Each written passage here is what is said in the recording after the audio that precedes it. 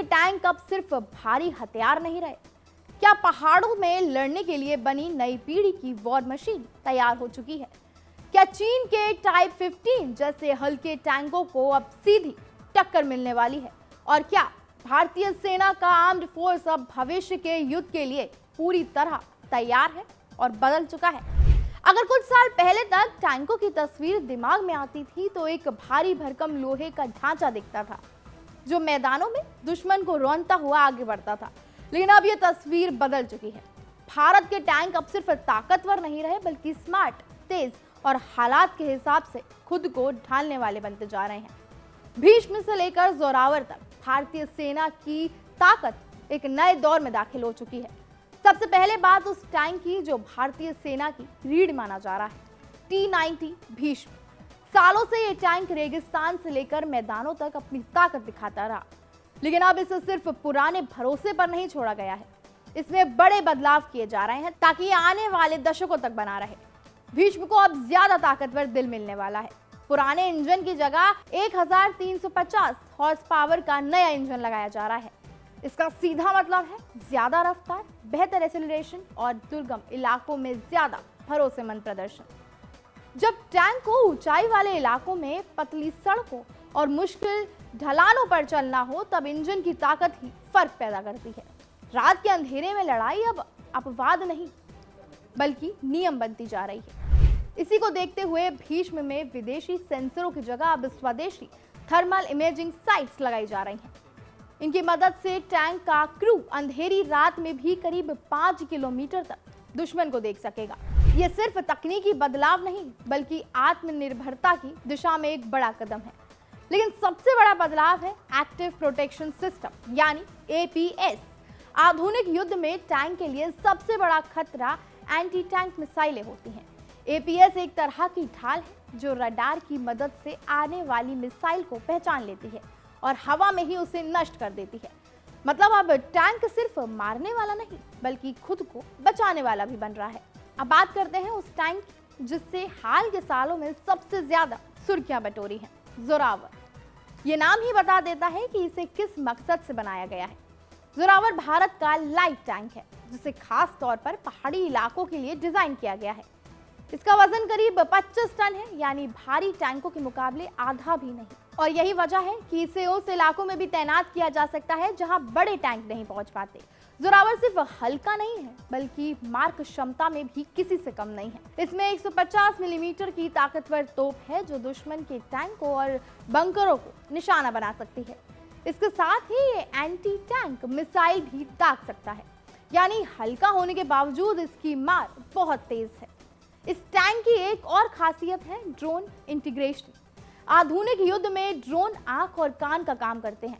जोरावर को ड्रोन से मिलने वाली लाइव जानकारी के साथ ऑपरेट किया जा सकता है जिससे टैंक का क्रू बिना जोखिम लिए दुश्मन की पोजीशन जान सकता है। यह सुविधा खास तौर पर पहाड़ी इलाकों में बेहद अहम हो जाती है जहां हर मोड़ के पीछे खतरा छुपा होता है। जोरावर को सीधे तौर पर चीन के टाइप 15 लाइट टैंक के जवाब के रूप में देखा जा रहा है। लद्दाख और अरुणाचल जैसे इलाकों में चीन ने अपने हल्के टैंकों की तैनाती बढ़ाई है। वहां भारी टैंक ज्यादा कारगर नहीं होते। ऐसे में जोरावर भारतीय सेना को बराबरी नहीं बल्कि बढ़त की कोशिश करेगा। अब नजर डालते हैं भविष्य की ओर जहां अथर्व और भारत जैसे नाम सामने आते हैं। अथर्व एक तरह का हाइब्रिड टैंक है जिसमें T-72 की बॉडी और T-90 का बुर्ज इस्तेमाल किया गया है। इसका मकसद है पूरे प्लेटफॉर्म का बेहतर इस्तेमाल करते हुए ज्यादा ताकत और फुर्ती हासिल करना। इसमें मिसाइल दागने की क्षमता भी होगी जिससे ये बहुभूमिका वाला टैंक बन जाता है। वहीं भारत टैंक जिसे फ्यूचर लाइट टैंक कहा जाता है पूरी तरह स्वदेशी परियोजना है। उम्मीद है कि इसका प्रोटोटाइप 2026 तक सामने आ जाएगा। इसे खास तौर पर दूर दराज और ऊंचाई वाले इलाकों के लिए डिजाइन किया गया है। इसका मतलब साफ है कि भारत अब सिर्फ जरूरत के हिसाब से टैंक नहीं खरीद रहा बल्कि खुद डिजाइन कर रहा है। इन सभी बदलावों को एक साथ देखें तो साफ नजर आता है कि भारतीय सेना की सोच बदल रही है। अब टैंक सिर्फ मैदानों में टक्कर लेने की मशीन नहीं है, वो पहाड़ों में चढ़ सकते हैं, ड्रोन से जुड़ सकते हैं, मिसाइलों से खुद को बचा भी सकते हैं और अंधेरे में भी आंखें खोलकर देख सकते हैं।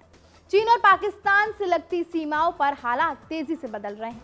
ऐसे में भारत के टैंकों का यह नया रूप सिर्फ तकनीकी उन्नयन नहीं बल्कि रणनीतिक संदेश भी है। संदेश ये कि भारतीय सेना अब भविष्य के युद्ध के लिए पूरी तरह तैयार है, जहां लड़ाई सिर्फ ताकत से नहीं, समझदारी, तकनीकी और फुर्ती से जीती जाएगी। शायद आने वाले सालों में जब कोई भारतीय टैंक दुर्गम पहाड़ी रास्ते पर आगे बढ़ेगा तो वो सिर्फ लोहे का ढांचा नहीं होगा, बल्कि आत्मनिर्भर भारत की चलती फिरती तस्वीर होगी।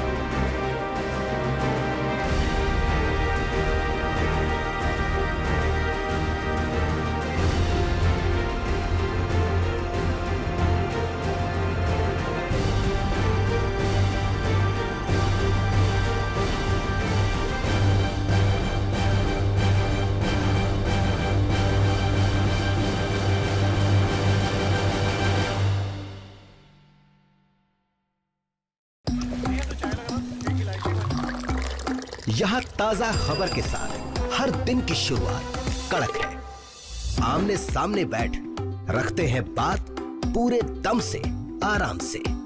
चर्चा होती है बेधड़क। यहाँ किस्से कहानियों में बोल सरल और अंदाज बेहद कड़क मिलता है। जीने में एक तेवर है जो आता है सही ज्ञान, जानकारी और उससे कमाई कड़क नोट से।